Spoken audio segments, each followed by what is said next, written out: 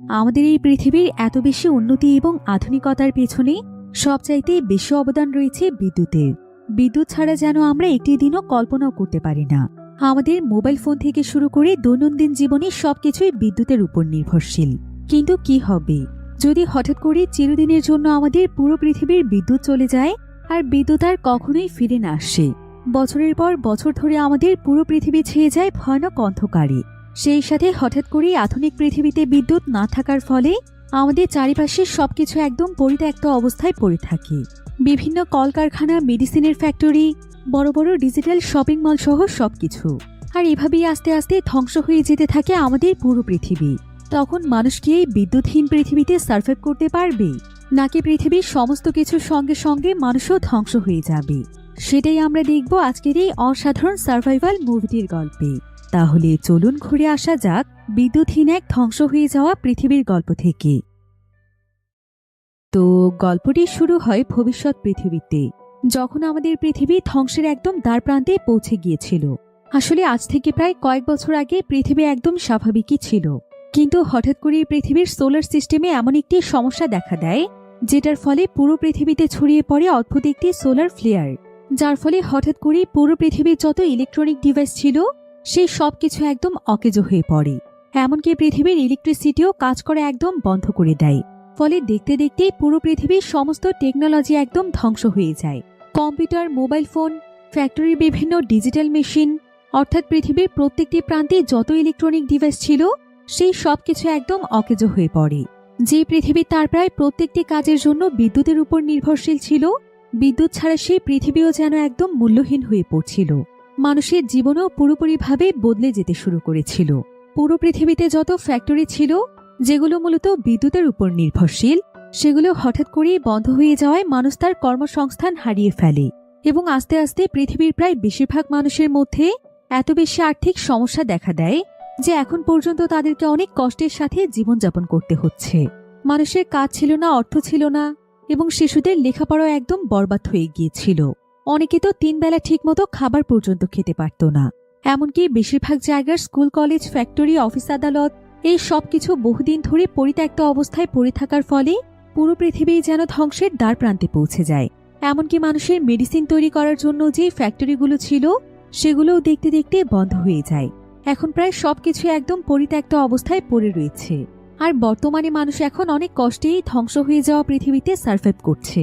এদিকে পৃথিবীর যত বড় বড় এবং শক্তিশালী দেশগুলো ছিল সেই দেশগুলোর গভর্নমেন্টও প্রত্যেকটি দেশের এমন পরিস্থিতি নিয়ন্ত্রণ করতে না পেরে তারা নিজেদের ক্ষমতা ছেড়ে দিয়ে চলে যায়। ফলে বর্তমানে বেশিরভাগ দেশেরই কোনো সরকার ছিল না, যার ফলে পৃথিবীর বিভিন্ন জায়গাতে পৃথিবীর যত ধনী মানুষেরা ছিল তারা যে যেভাবে পারছিল নিজেদের রাজত্ব চালাচ্ছিল, কারণ তাদের কাছে মজুদ ছিল অনেক অত্যাধুনিক কিছু বন্দুক, আর সেই বন্দুকগুলো পরিচালনার জন্য দক্ষ লোকেরাও তাদের সাথে ছিল। এভাবে অনেকেই পৃথিবীর বিভিন্ন জায়গা নিজেদের দখলে নিয়ে নিয়েছে, যার ফলে আস্তে আস্তে বিভিন্ন বড় বড় শহরে অনেক মানুষই না খেয়ে মরতে শুরু করে। সেই সাথে এখন পৃথিবীতে মেডিসিনের ফ্যাক্টরি বন্ধ হয়ে যাওয়ার ফলে অনেক রোগীরই এখন কোনো চিকিৎসা দেওয়া সম্ভব ছিল না। এমনকি প্রত্যেকটি হসপিটালও পরিত্যক্ত অবস্থায় পড়েছিল, যার ফলে বিভিন্ন রোগের কারণেও মানুষ মারা যেতে থাকে। আর বর্তমান পৃথিবীতে টাকা পয়সার তেমন কোনো মূল্য ছিল না, শুধুমাত্র মূল্য ছিল বেশ কিছু দামি জিনিস এবং বিভিন্ন অস্ত্রের, যেগুলোর পাওয়ারে মূলত বর্তমানে মানুষ রাজত্ব করে চলতে পারবে। এবার আমরা জ্যাক নামক একজন ব্যক্তিকে দেখতে পাই। আসলে পৃথিবী যখন একদম স্বাভাবিক ছিল তখনই জ্যাক ছিল পৃথিবীর সবচাইতে ফেমাস একজন ট্রেজার হান্টার। সে মূলত তার কাজের দক্ষতার জন্য খুবই অল্প সময়ের মধ্যেই ফেমাস হয়ে গিয়েছিল। আসলে যে কোনো ধরনের পুরনো জিনিসপত্র বা 1000 বছর আগে হারিয়ে গিয়েছে এমন জিনিসপত্র, সেটা পৃথিবীর যে কোনো প্রান্তেই থাকুক না কেন, এই সমস্ত জিনিসগুলো খুঁজে বের করা তার কাছে কোনো ব্যাপার ছিল না। সেই জিনিসগুলো মরুভূমির নিচে অথবা সমুদ্রে যতই গভীরে থাকুক, তার কাছে সেগুলো খুঁজে বের করা ছিল খুবই নর্মাল একটি বিষয়। জ্যাক আবার ছিল অনেক শক্তিশালী এবং আত্মমর্যাদা সম্পন্ন একজন মানুষ। সে মূলত কারো আন্ডারে থাকতে পছন্দ করে না, তাই যখন তার কাছে কোনো কিছু খুঁজে বের করার কাজ আসে সেই কাজটি করে দিয়ে সে তার পারিশ্রমিক নিয়ে নিজের মতো করে জীবন কাটায়। তার নিজের জীবনে কারো হস্তক্ষেপ তার একদম পছন্দ ছিল না, তাই সে সবসময় একা একাই থাকত। সে তার পুরো জীবনে এমন এমন জিনিস খুঁজে বের করেছিল যেটা মূলত কারো পক্ষেই সম্ভব ছিল না, তাই চারিদিকেই তার অনেক সুনাম এবং সম্মান ছিল। কিন্তু পৃথিবী ধ্বংসের প্রায় 6 বছর সময় পার হয়ে গিয়েছে। বর্তমানে খুবই কম সংখ্যক মানুষ তার ব্যাপারে জানে। এবার আমরা জ্যাককে ইংল্যান্ডের একটি শহরে দেখতে পাই, যে কিনা তার একটি বাইকে চড়ে কোনো একটি জায়গার উদ্দেশ্যে যাচ্ছিল। জ্যাক আসলে এখনো একজন ট্রেজার হান্টার হিসেবে কাজ করে থাকে, আর আজকেও সে তার এমনই একটি মিশনে এসেছে। তো জ্যাক এখানে খুবই সাবধানতার সাথে তার বাইক নিয়ে পরিত্যক্ত একটি বিল্ডিং এর মধ্যে প্রবেশ করে। এরপর সে সোজা সেই বিল্ডিংটির ছাদে চলে আসে, যেখান থেকে পুরো শহরটিকে দেখা যাচ্ছিল। কিছুক্ষণ পর জ্যাক সেই বিল্ডিং থেকে বেরিয়ে এসে বিল্ডিংটির কাছেই থাকা একটি হোটেলে প্রবেশ করে, যেটা কিনা একসময় অনেক বিলাসবহুল একটি হোটেল ছিল, কিন্তু বর্তমানে এটা পরিত্যক্ত অবস্থায় পড়ে আছে। জ্যাক তখন তার হাতে ছোট একটি টর্চ লাইটের মাধ্যমে সিঁড়ি দিয়ে আস্তে আস্তে হোটেলটির উপরের দিকে যায়, যেখানে বিশাল বড় একটি তাকের মধ্যে অনেক ধরনের বই রাখা ছিল।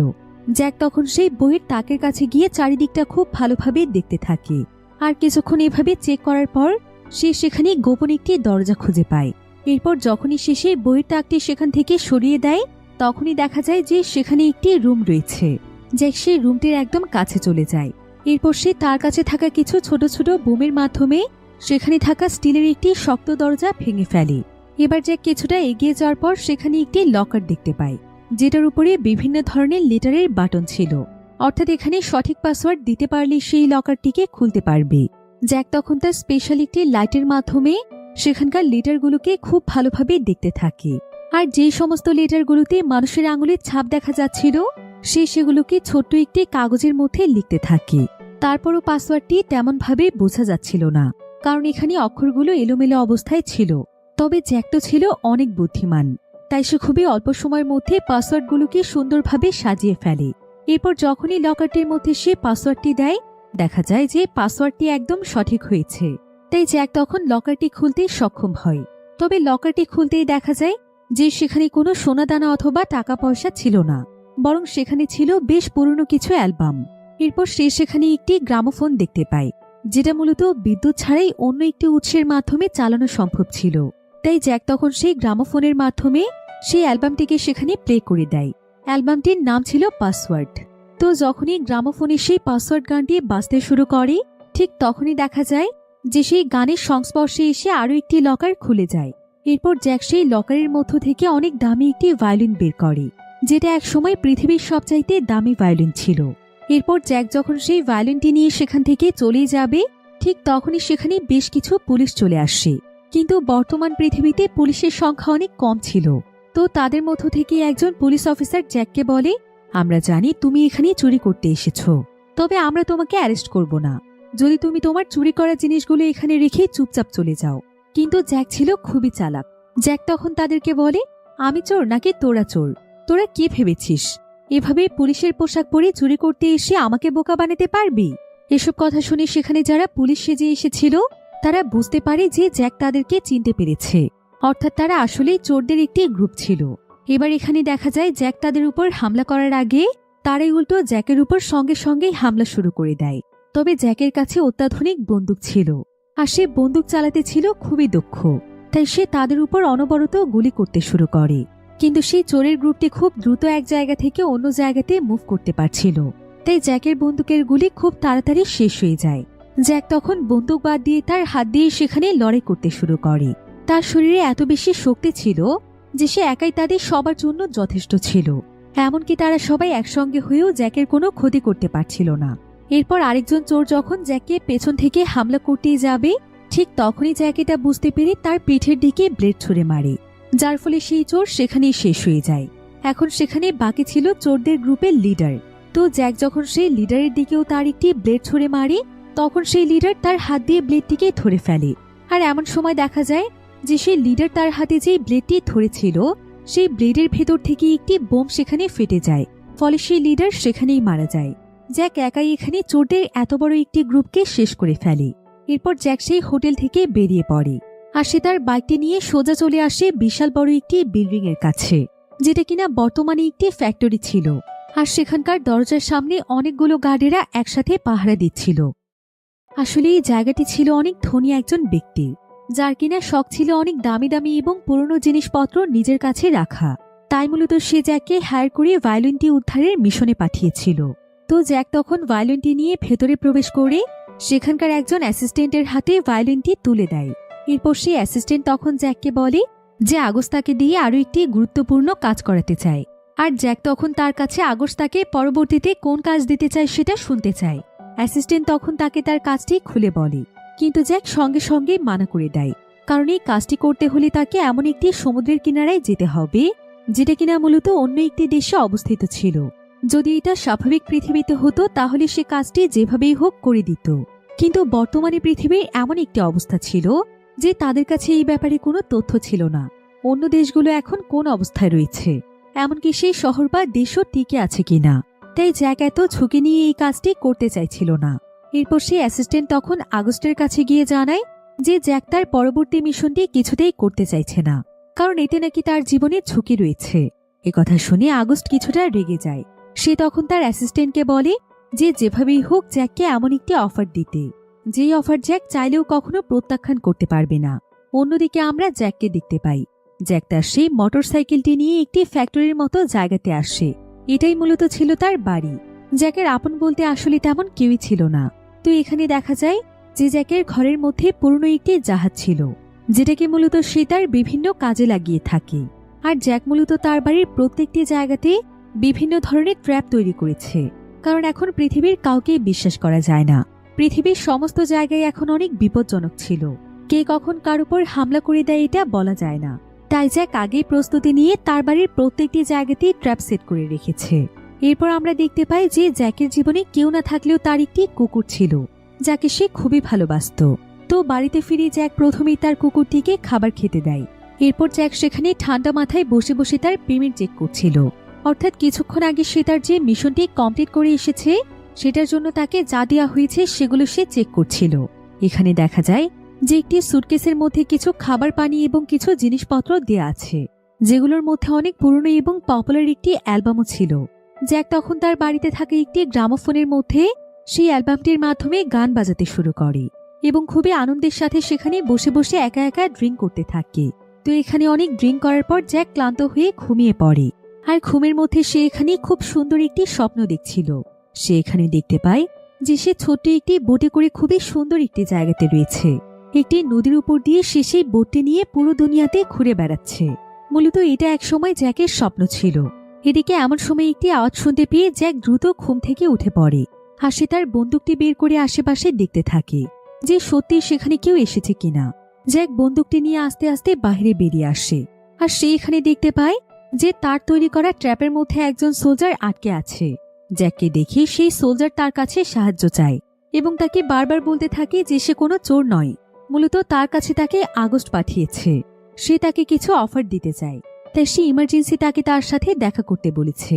কথা শুনে জ্যাক তখন সেখানে আর এক মুহূর্তেও দেরি করে না। এমনকি সে এখানে সেই সোলজারকে না ছাড়িয়ে সোজা চলে যায় আগস্টের সেই ফ্যাক্টরিতে। ফ্যাক্টরিটির মধ্যে স্পেশাল একটি জায়গা ছিল, যেখানে আগস্ট তার লোকদেরকে নিয়ে একটি টেবিলে বসে জ্যাকের জন্যই অপেক্ষা করছিল। এরপর জ্যাক তখন সেখানে এসে সোজা তার সামনে বসে পড়ে। আর যেহেতু সে এখানে তার কাছে বসার জন্য অনুমতি নেয়নি, তাই আগস্ট এখানে তাকে বলে, আমি তোমার মতো মানুষ অনেক কম দেখেছি, তোমার কিন্তু অনেক সাহস। তুমি কি জানো, তোমাকে দিয়ে আমি যেই কাজটি করিয়েছি এই ধরনের অনেক কাজ আমি অনেককে দিয়েই করিয়েছি, কিন্তু তোমার মতো এত দক্ষ আমি কাউকেই পাইনি। তোমার মাঝে গোপন জিনিসকে খুঁজে বের করার যে ট্যালেন্ট রয়েছে সেটা আমাকে পুরোপুরিভাবে ইমপ্রেস করেছে। তাই আমি চাই তুমি আমার হয়ে আরো কাজ করো। এরপর আগস্ট এখানে জ্যাককে আরো বলে, আমি যতদূর জানি তোমার বোটের প্রতি অনেক দুর্বলতা রয়েছে, তাই না? তাই তুমি যদি এবারের মিশনটি কমপ্লিট করে ফেলো তাহলে আমি তোমাকে কথা দিচ্ছি, আমি তোমাকে অনেক দামি একটি বোট উপহার দেব। এবার বোটের কথা শুনে জ্যাক তখন তার কাছে মিশনটির ব্যাপারে জানতে চায়। আগস্ট তখন তাকে বলে, তোমাকে আসলে বিশ্ববিখ্যাত মোনালিসা পেইন্টিংটি উদ্ধার করতে হবে। যেহেতু এখন পুরো পৃথিবী একদম ধ্বংস হয়ে গিয়েছে, তাহলে নিশ্চয়ই যে জায়গাতে মোনালিসা পেইন্টিংটি রয়েছে সেখানে হয়তো তেমন কোনো গার্ড বা মানুষ নেই। তাই তুমি চাইলে খুব সহজেই পেইন্টিংটি উদ্ধার করতে পারবে। তবে পেইন্টিংটি মূলত এখন অনেক সিক্রেট একটি জায়গাতে রাখা হয়েছে। আমি নিশ্চিত যে তুমি খুব সহজেই সেই জায়গাতে পৌঁছে যেতে পারবে। আর এই মিশনটি পূরণ করতে তোমার যা কিছু প্রয়োজন, অর্থাৎ খাবার দাবার, বিভিন্ন জিনিসপত্র, সেই সব কিছু আমি তোমাকে দেব। তোমাকে শুধুমাত্র যে কোনো মূল্যেই মিশনটি কমপ্লিট করতে হবে। এখন আগস্টের কাছে একটি বোট পাওয়ার জন্য জ্যাকো তার প্রস্তাবে এবার রাজি হয়ে যায়। জ্যাক তখন সেখান থেকে সোজা তার বাড়িতে চলে আসে।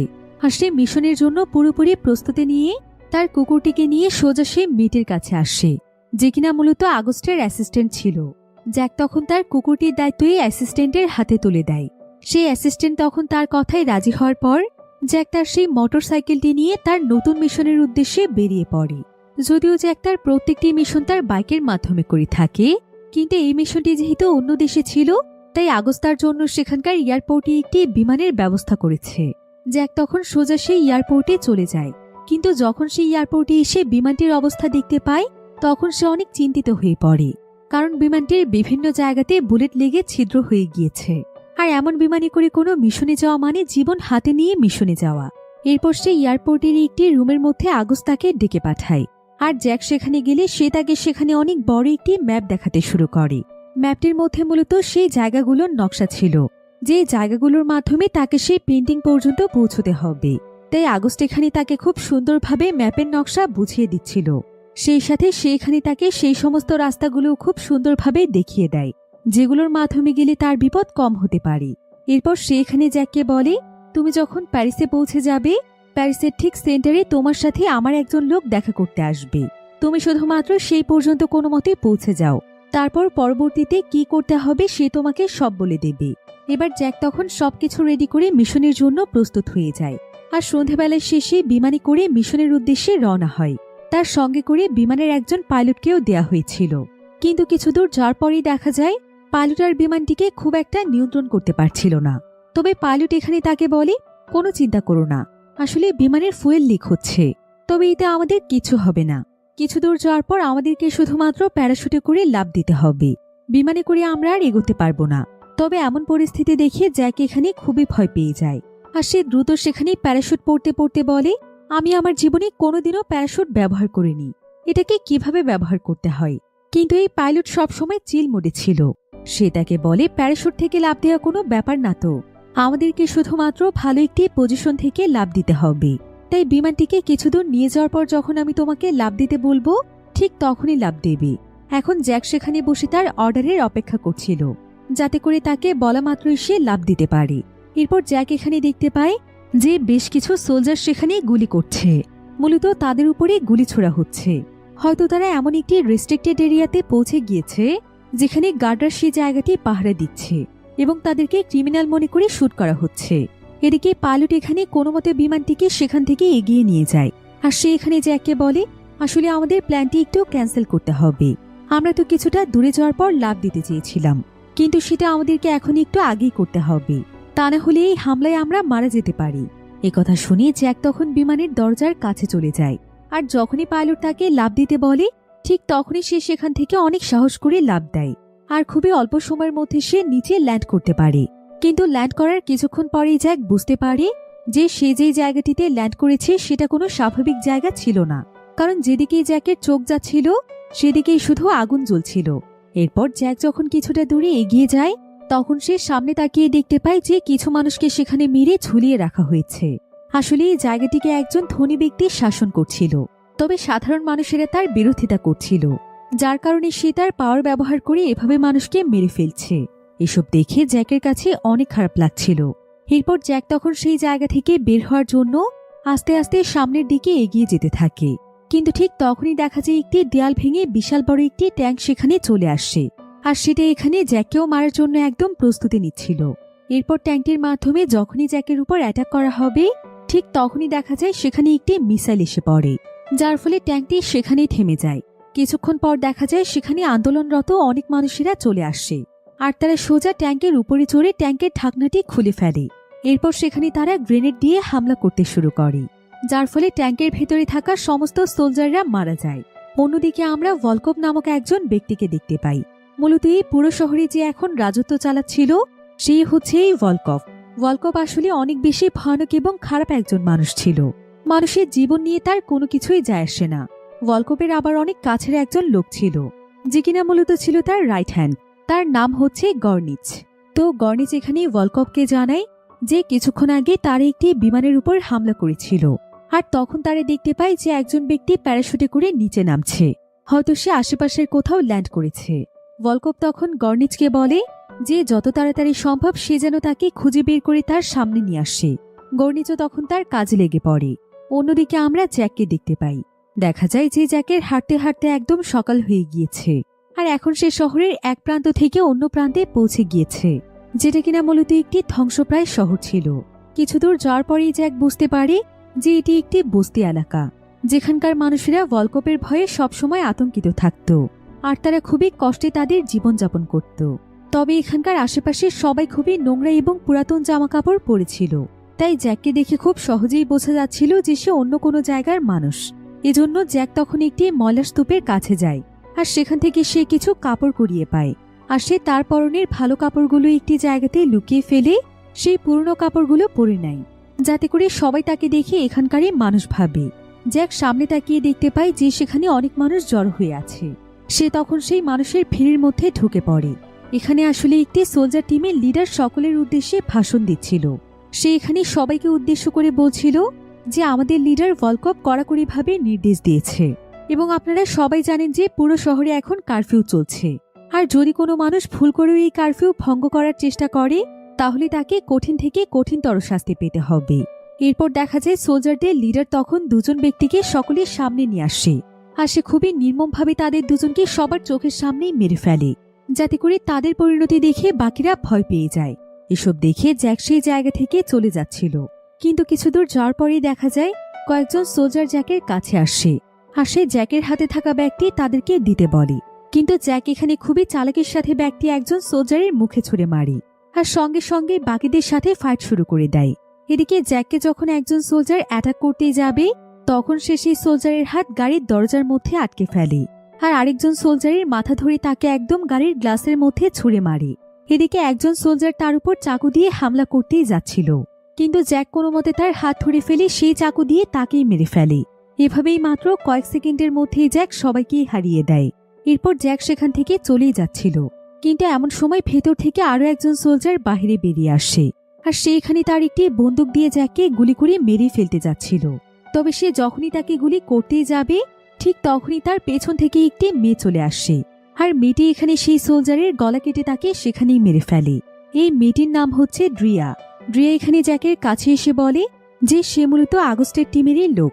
আগস্ট তাকে এখানে জ্যাকের সাহায্যের জন্য পাঠিয়েছে। ড্রিয়া এখানে তাকে আরো বলে, তুমি যখন বিমান থেকে প্যারাশুটে করে নিচে ল্যান্ড করেছ তখন থেকেই তোমার উপর আমার নজর রয়েছে।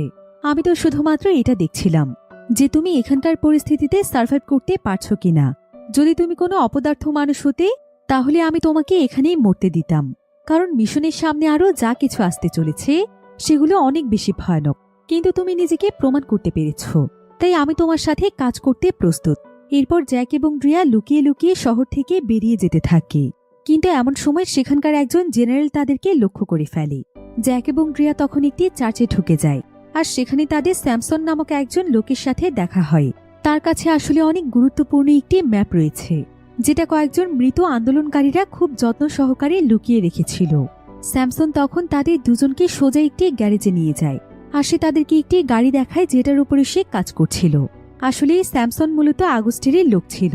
এরপর স্যামসন তাদেরকে ম্যাপের বাকি রাস্তাগুলো বুঝিয়ে দিতে থাকে, আর তার কাছে থাকা ম্যাপের কোণাতে একটি সিক্রেট কোড ছিল। এবার মিশনের পরবর্তী ধাপের জন্য স্যামসন তার গাড়িটি রেডি করে ফেলে। এদিকে ড্রিয়া জ্যাকের শরীরের ক্ষতগুলোতে মেডিসিন লাগিয়ে দেয়, কিন্তু এমন সময় সেখানে জেনারেল তার সঙ্গীদেরকে নিয়ে চলে আসে। তারা ভেতর থেকে সবাইকে বাইরে বেরিয়ে আসতে বলে। এদিকে স্যামসন এখানে জ্যাক এবং ড্রিয়াকে গাড়ি নিয়ে তৈরি হতে বলে, আর সে চলে যায় জেনারেল এবং তার লোকদের মনোযোগ নষ্ট করার জন্য। জেনারেল তখন স্যামসনকে বলে যে ভেতরে যারা আছে তাদেরকেও বের করতে, কিন্তু স্যামসন জানে যে ভেতরে আর কেউ নেই। জেনারেল তখন তার কয়েকজন লোকদেরকে ভেতরে পাঠিয়ে দেয়। এদিকে সুযোগ পেয়ে স্যামসন সঙ্গে সঙ্গে জেনারেলের হাতে গুলি করে দেয়, ফলে জেনারেলের সঙ্গীরাও তাকে গুলি করে মেরে ফেলে।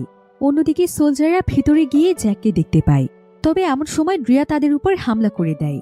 সে তাদের গুলি দিয়েই তাদের সবাইকে মেরে ফেলে, আর বাহিরে তখনও সোলজাররা স্যামসনের উপর গুলি করছিল, যার ফলে তারা ভেতরের কোনো আওয়াজ শুনতে পায় না। এরপর ড্রিয়া এবং স্যামসন যখন সেখান থেকে বের হতেই যাবে তখনই অনেক জোরে তাদের গাড়ির মধ্যে রেডিও বেজে ওঠে। এবার রেডিওর আওয়াজ সোলজাররা শুনতে পেয়ে যায়, আর তারা একই ইশারায় ট্যাঙ্কের মাধ্যমে পুরো চার্জকে একদম শেষ করে দেয়। কিন্তু এমন সময় জ্যাক এবং ড্রিয়া সেখানকার একটি দরজা ভেঙে পেছন দিয়ে তাদের গাড়িটি নিয়ে বেরিয়ে যায়। যদিও সোলজাররা এখানে অনেক গুলি করছিল, কিন্তু বন্দুকের গুলি এই গাড়ির কোনো ক্ষতি করতে পারছিল না, যার ফলে জ্যাক এবং রিয়া খুব সহজেই সেই জায়গা থেকে পালাতে পারে। কিন্তু এমন সময় ভলকপের কয়েকজন সোলজার তাদের পিছু করতে থাকে, আর তারা খুব দ্রুত একটি চেক পয়েন্টের কাছে পৌঁছে যায়। সেখানে থাকা সোলজাররাও তাদেরকে গুলি করতে শুরু করে। তবে ততক্ষণে জ্যাক বুঝতে পেরেছিল যে তাদের গাড়িটি আসলে বুলেট প্রুফ, তাই সে কোনো কিছুর পরোয়া না করে তাদের গাড়িটি নিয়ে সেখান থেকে জাম্প করে পালিয়ে যায়। তবে কিছু দূর যাওয়ার পর আরও কিছু সোলজার তাদের পেছনে লেগে যায়, তাই বাঁচার জন্য জ্যাক তাদের গাড়িটি নিয়ে একটি বিল্ডিং এর মধ্যে ঢুকে পড়ে। তবে সোলজাররা যখনই তাদের উপর একটি বোম ফেলতেই যায়, তখনই সেই বোমটি অন্য একটি গাড়ির উপর লেগে যায়, যেটা কিনা সেখানকার রাস্তা ব্লক করে ফেলে। আর যারা বাইক নিয়ে তাদের পিছু করছিল, তারা সেই রাস্তা দিয়ে এসে সবাই উল্টে পড়ে যায়। এদিকে এই সুযোগে জ্যাক এবং রিয়া সেই জায়গা থেকে বেরিয়ে যায়, আর তারা খুব দ্রুত একটি টানেলের মধ্যে চলে আসে। তবে তখনও দুজন সোলজার তাদের পিছু করছিল। তবে এমন সময় তাদের সামনে অনেক বড় একটি ট্যাঙ্ক চলে আসে, আর আস্তে আস্তে সোলজাররা তাদেরকে চারিদিক থেকে ঘিরে ফেলে। এদিকে এমন সময় রিয়া একটি গ্রেনেড ছুড়ে দিয়ে বাইকে থাকা সোলজারদের অবস্থা খারাপ করে ফেলে। তবে এখনও সেই ট্যাঙ্ক তাদের পিছু করছিল এবং তাদের উপর হামলা করার জন্য প্রস্তুত ছিল। কিন্তু জ্যাক এবার এত দ্রুত ড্রাইভ করতে শুরু করে যে ট্যাঙ্কের নিশানা ভুল হয়ে অন্য একটি সোলজারদের গাড়িতে লেগে যায়, যারা কিনা জ্যাকদেরই পিছু করছিল। ফলে ফাইনালি জ্যাক এবং রিয়া সেই জায়গা থেকে বেরিয়ে যেতে সক্ষম হয়। এরপর রাতের বেলা তারা একটি নির্জন জায়গাতে আশ্রয় নেয় বিশ্রাম নেওয়ার জন্য। এমন সময় রিয়া তাকে বলে, তুমি কি জানো যে আমাদেরকে মারার জন্য এতগুলো মানুষ আমাদের পেছনে কেন লেগেছিল? কারণ তারা জেনে গিয়েছে যে আমরা সেই পেন্টিংটি উদ্ধার করতে যাচ্ছি। জ্যাক তখন বলে, একটা পেন্টিং এর জন্য এত কিছু? জানি যে পেন্টিংটি অনেক পপুলার একটি পেন্টিং, কিন্তু সেটার পেছনে এত মানুষ লেগে আছে কেন? রিয়া তখন তাকে জানায়, আসলে তারা মূলত সেই পেন্টিংটির পেছনে নয়, বরং পেন্টিংটি যে লকারের মধ্যে রয়েছে সেটার পেছনে আছে। কারণ সেখানে শুধুমাত্র পেন্টিংই নয়, বরং অনেক দামি দামি কিছু অস্ত্র আছে, যেগুলো বর্তমান পৃথিবীতে অনেক বেশি মূল্যবান। তাই ভলকপ সেটার সন্ধান করছে। এজন্য আমাদেরকে যত দ্রুত সম্ভব সেখানে পৌঁছতে হবে। এরপর তারা দুজন মিলে আবারও সেখান থেকে রওনা হয়ে যায়। এমন সময় রিয়া জ্যাককে কাগজের একটি নৌকা দিয়ে বলে, আমি জানি তোমার বোট অনেক বেশি পছন্দ, তাই এটা আমি তোমার জন্য বানিয়েছি। জ্যাক এতে অনেক খুশি হয়ে যায়। এবার পরের দিন সকালে দেখা যায় যে ভলকপ তার সঙ্গীদেরকে নিয়ে তার একটি স্পেশাল ট্রেনের মাধ্যমে সেই পেন্টিং এর লকারটিকে খুঁজতে যাচ্ছে। অন্যদিকে আমরা জ্যাক এবং রিয়াকে দেখতে পাই, তারা দুজন মিলে একটি পরিত্যক্ত জায়গাতে এসেছে। মূলত সেখানে একটি লকার রয়েছে। তবে এখানে আসার পর রিয়া অনেক ভয় পাচ্ছিল, কারণ এখানে অনেক র্যাটস রয়েছে। আসলে র্যাটস হচ্ছে এক ধরনের মানুষ, যারা কিনা বহু বছর ধরে এখানকার কারাগারে বন্দী ছিল। তবে পৃথিবী ধ্বংসের পর বহুদিন যাবৎ যখন তারা কোনো খাবার খেতে পায় না, তখন তারা অনেক বেশি হিংস্র হয়ে ওঠে এবং তারা এখন মানুষকেই শিকার করে খায়। এদিকে রিয়া এবং জ্যাক সেখানকার সেই পরিত্যক্ত বিল্ডিং এর মধ্যে ঢুকে যায়। আর যখনই তারা সেই লকারের কাছে পৌঁছে যায়, তারা দেখতে পায় যে লকারটি খোলা আছে এবং লকারটির মধ্যে কিছুই নেই। জ্যাক আবার এখানে বারুদের গন্ধ পাচ্ছিল, তাই সে বুঝতে পারে যে এখানে বারুদ দিয়ে বিস্ফোরণ ঘটিয়ে হয়তো লকারটি খোলা হয়েছে। হয়তো এই জায়গা থেকে সবকিছুকে সরিয়ে আরো কোনো সুরক্ষিত জায়গাতে নিয়ে যাওয়া হয়েছে। এরপর তারা দুজন মিলে সেখানকার অফিস রুমে একটি পুরনো ক্যাবিনেট খুঁজে পায়, যেটার পেছনে একটি নকল দেয়াল ছিল। জ্যাক আবার সেখানে অনেক পুরনো একটি নোটবুক খুঁজে পায়, যেখানে ফ্রেঞ্চ ভাষাতে কিছু একটা লেখা ছিল। তবে সেটা রিয়া বুঝত। রিয়া তখন জ্যাককে ট্রান্সলেট করে সেখানে থাকা সবকিছু খুব সুন্দরভাবে বুঝিয়ে দেয় এবং এখানে লেখা কোঅর্ডিনেটসগুলো সে জ্যাককে বলে। তবে জ্যাকের কাছে মনে হচ্ছিল যে এই কোঅর্ডিনেটসগুলোর মধ্যে কোনো ঝামেলা রয়েছে, কারণ এত সহজে সেই গুপ্তধনের কোঅর্ডিনেটস সম্পর্কে কেউ বলবে না। হয়তো এখানে এই কারণেই সেই কোঅর্ডিনেটসটিকে লেখা হয়েছে যাতে করে সেগুলোকে আরো লুকিয়ে রাখা যায়। জ্যাক তখন স্যামসনের দেয়া ম্যাপের মাধ্যমে আসল জায়গাটি সন্ধান করার চেষ্টা করছিল। এমন সময় দেখা যায় যে সেই বিল্ডিং এর মধ্যে র্যাটসরা ঢুকে পড়েছে। জ্যাক তখন দ্রুত সেই কোডটিকে সলভ করার চেষ্টা করছিল, আর অবশেষে অনেক চেষ্টার পর জ্যাক সেটাকে ডিকোড করেই ফেলে। সে সেই জায়গাটির নাম বের করে ফেলে। জায়গাটির নাম ছিল সেন্টার হাফ, যেটা কিনা ছিল অনেক ফেমাস একটি জায়গা। এদিকে এমন সময় দেখা যায় যে র্যাটসরা তাদের একদম কাছে চলে আসে। তবে তারা দুজন মিলে কোনো মতে সেখানকার পেছনের জানালা দিয়ে বাইরে বেরিয়ে যায়। জ্যাক আবার সেখান থেকে বের হওয়ার সময় সেখানে একটি বোম ফেলেছিল, যার ফলে র্যাটসরা যখনই সেই রুমটির ভেতরে ঢোকে তখনই সেখানে বিশাল এক বিস্ফোরণে তারা মারা যায়। এরপর তারা দুজন মিলে তাদের গাড়িতে চড়ে সেন্ট্রাল হাফের উদ্দেশ্যে রওনা হয়ে যায়। এমন সময় রিয়া তার বেশ কয়েকজন সঙ্গীকে ফোন করে সেন্ট্রাল হাফে আসতে বলে।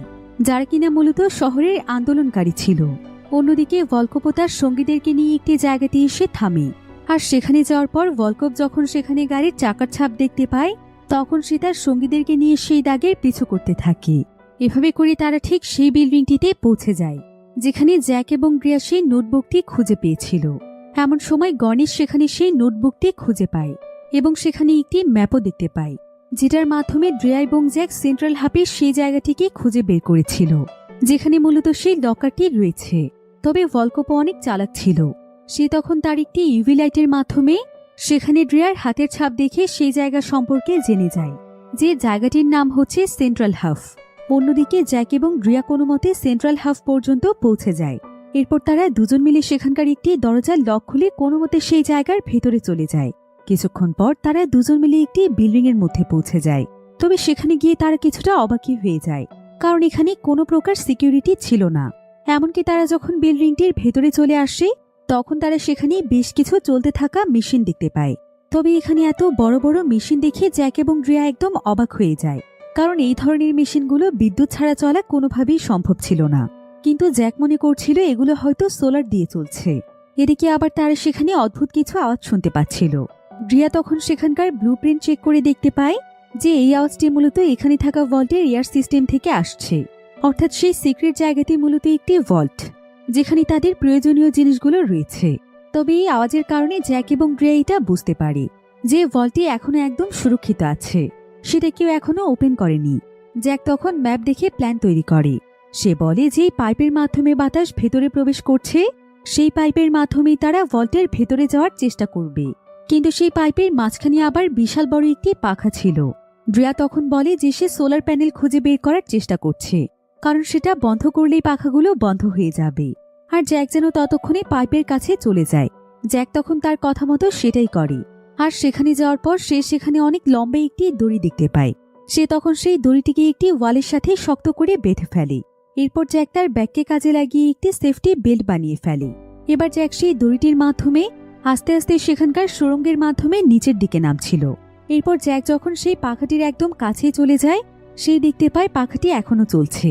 তাই সে অপেক্ষা করছিল পাখাটি বন্ধ হওয়ার জন্য। কিন্তু এমন সময় দেখা যায় যে তার দড়িটি ছিঁড়েই যাচ্ছিল।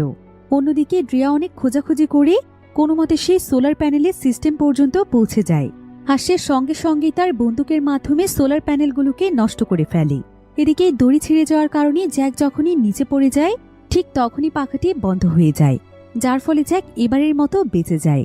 জ্যাক তখন দ্রুত সেখান থেকে গিয়ে এয়ার সিস্টেমটি দেখতে যায়, কিন্তু সেই পুরো জায়গাটি পানি দিয়ে ভরা ছিল। জ্যাক তখন সেই পানির মধ্যে নেমে পড়ে আর সে সাঁতার কাটতে কাটতে একদম নিচে চলে আসে। কিন্তু ভল্টে পৌঁছানোর জন্য যে রাস্তাটি ছিল, সেই রাস্তাটি একটি লোহার দরজা দিয়ে বন্ধ অবস্থায় ছিল। এদিকে জ্যাকের তো নিঃশ্বাস একদম বন্ধই হয়ে যাচ্ছিল। জ্যাক তখন তার শরীরের সমস্ত শক্তিকে কাজে লাগিয়ে কোনো মতে সেই দরজার লকটিকে খুলে ফেলে। এরপর সে ফাইনালি সেই সিক্রেট জায়গাটিতে পৌঁছে যায়। এরপর জ্যাক সেখানে খুব সহজেই মোনালিসা পেইন্টিংটি পেয়ে যায়। এমন সময় সেখানে ড্রিয়াও চলে আসে। তবে তারা দেখতে পায় যে মোনালিসা পেইন্টিংটি আসলে আসল পেইন্টিং ছিল না। এটা মূলত ছিল বিশাল বড় একটি নিউক্লিয়ার বোম, যেটার উপরে মোনালিসা পেইন্টিংটি সেট করা আছে। জ্যাক তো এটা দেখে একদম অবাক হয়ে যায়, কিন্তু ড্রিয়া এই ব্যাপারে আগে থেকেই জানত। তাদেরকে মূলত এখানেই নিউক্লিয়ার বোমটি নেওয়ার জন্যই পাঠানো হয়েছে। ড্রিয়া তখন জ্যাককে বলে আসলে আমেরিকা যখন জাপানের উপর নিউক্লিয়ার বোম ফেলেছিল, তখন তারা একটি বোম রাশিয়ার জন্য রেখেছিল। আর এটা হচ্ছে সেই বোমটি, যেটার মালিক মূলত আগস্ট হতে চাচ্ছে।